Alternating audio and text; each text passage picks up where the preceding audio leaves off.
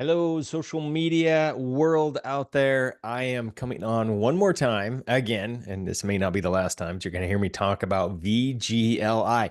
If you're a vet and you're transitioning into civilian world, you have SGLI and you need to sign up or get into VGLI before a certain deadline. Easy stuff, but let's unpack what VGLI is all about. I got my hands dirty with some numbers in the last few days, and I want to share something with you. So pay attention to this because this is really, really important stuff. Okay. As you're making your decision on your life insurance, where to go, what to do, should I stay with VGLI? I mean, there's some pros and cons. There's definitely some pros to VGLI, but you definitely need to see the big picture to really make an informed decision. So I went through and crunched some numbers here. These are actual rates that you get at different age groups. You'll see, and you probably saw this graph the other day. Here's what happens to your rates in VGLI. You may not know this, but I actually graphed them out on actuals from the website, and you'll see that at first it's great, really good rates, and then after a while, when you get old and start getting sick and start getting health conditions, then it's not so great, right? So here's what this does, though. Take a look at this. You're going to spend, if you were to get a policy, 300,000 up to age 80, 85 actually, you'll spend $271,000 on a term policy. May not ever pay you out. If you don't die, you don't get any money back, right? There's no cash value. You outlive the policy, or if you cancel it, you get nothing back. So you would have paid in 271. I have a carrier that has really good rates, non-medical. It goes up to 300,000. So I ran the same rates, and I ran it in two batches because they only do 30-year terms.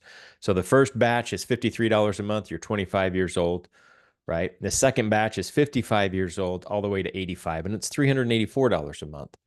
So higher in some instances, you'll see if you compare these, that's a male, this is a female, but you're going to see overall 271,000 versus 157,000.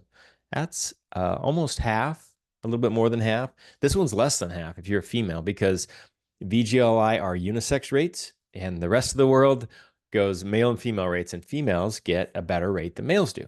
Always have. Life expectancy is greater. They're usually healthier in the later years, et cetera, et cetera. So just actuarial science.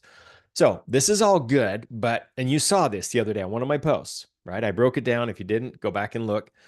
I want to take this one step further, though. VGLI is term. You do not get any cash value. So I ran some other scenarios. I'm not going to walk you through those, but look at this one. Okay. Let's suppose instead of getting VGLI, you got a whole life policy. And let's say that you are age 30 and you enrolled in VGLI and you got 300,000, the same death benefit, right? Boom, $270,180. I think it's the same. Yeah, because I added all those in all the way up to age 85. So pretty much the same, 271,000. You'll see that it goes all the way to, let's see, 65 there. Yeah, all the way through all those numbers. That's the 5-year increments, because your policy rates are going up every 5 years. So take all that, add it all up. At age 85, you have, if you cancel, you have zero death benefit. You paid in 270,000. Okay, so that's your cost. What if instead of getting a term, you got a whole life at age 30 and you just stuck with it your whole life? Okay. Actually, you only paid in until age 65. Okay. That's what we're illustrating here. So you got it at age 30 and you end it at age 65. 65 is about retirement years. Most people are cutting back expenses because they don't like to have hefty bills in their retirement years. Hint, hint, look at this VGLI premium. Holy smoke. Who can handle those? So they're locking in a rate, $304. Now, if you compare the early years, $27 versus $304, everyone thinks you're crazy. Why are you doing whole life? $300, you could get term for $27. No brainer, right? Well, yeah, until you look at the big picture. Okay, so you're paying in $18,000 every 5 years on $304. Boom. But we're going to end this at 65 because participating whole life offers the ability to do what's called a reduced paid up. So reduced paid up means I'm going to take my death benefit, I'm going to shrink it down a little bit, and we're calling it good. I'm not paying anything else. I want to own it for the rest of my life, And whenever I pass away, it pays out. It's called a reduced paid up. You have that option in a whole life. You do not have the option in a term. So we go to age 65 and then we stop paying.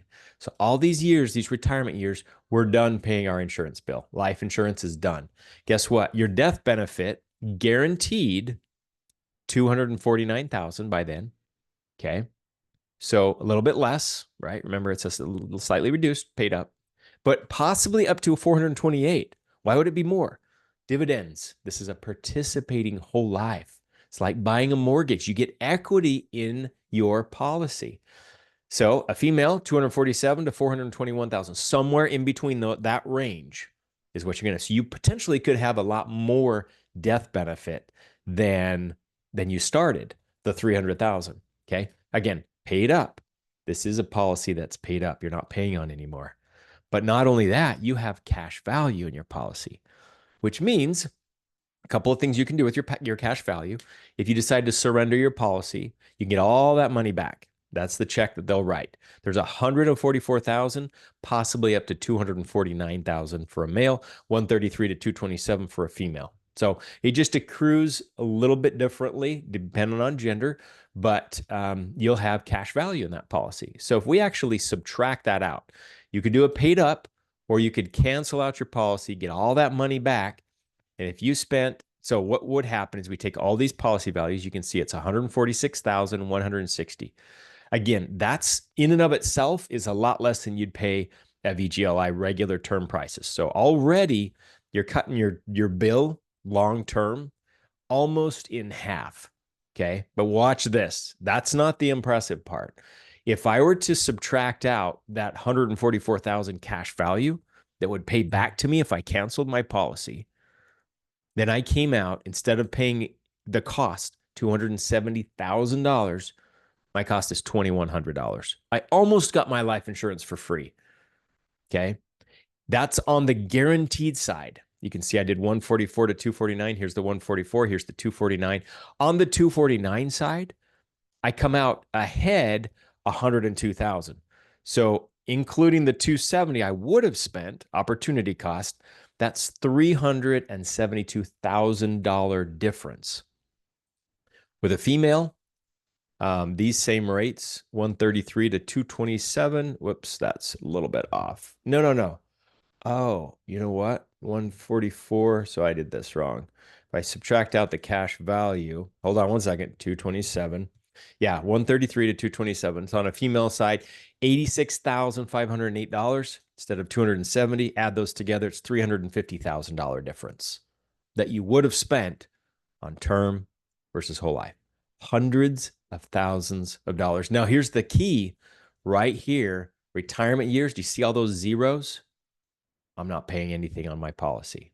So here I am, 65, all the way up to age 85. My policy's paid up now, and I'm coasting, and I'm on a fixed income, Social Security. Maybe you're getting your military benefits, right? So you don't have a lot of extra income usually during those years. Why would you want a $300, $400, $500, $600 a month life insurance plan?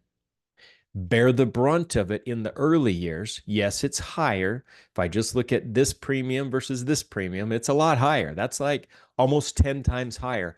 But look what it does in the long run. When you catch the vision of what a whole life policy can do versus a term, okay, in terms of an asset that's going to be with you the rest of your life, never going away, builds cash value, has living benefits, by the way, in case you get sick, cancer, heart attack, stroke, all those things. Okay.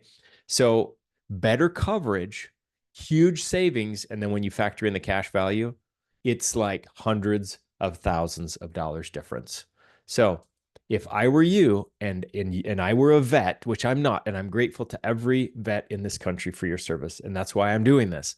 I have a soft spot in my heart for vets. But if I were you, I would do a deep dive into your numbers. Now, I just ran these with some assumptions, 30 years old, healthy, et cetera, et cetera. What do they look like for you? Okay. If you need help, hit me up, and I'd be glad to spend a few minutes with you and look at your specific numbers and see if moving over to a whole life policy or even a level term, one that doesn't go up over the years, will save you as much in these types of numbers in the long run and help you build an asset like a whole life policy can do for you. So thanks for listening. I hope this is helpful. I hope this is insightful. These are things that they usually don't sit down and take the time to explain to you when you go from SGLI to VGLI and things like that. So I'm kind of filling in a gap here, but let me know if I can be of any other assistance. Thank you again for your service if you're a vet listening. And to anybody else who's listening, happy to walk through some numbers and some scenarios with you on your life insurance policy as well. Thanks a lot. Have a great day. Bye.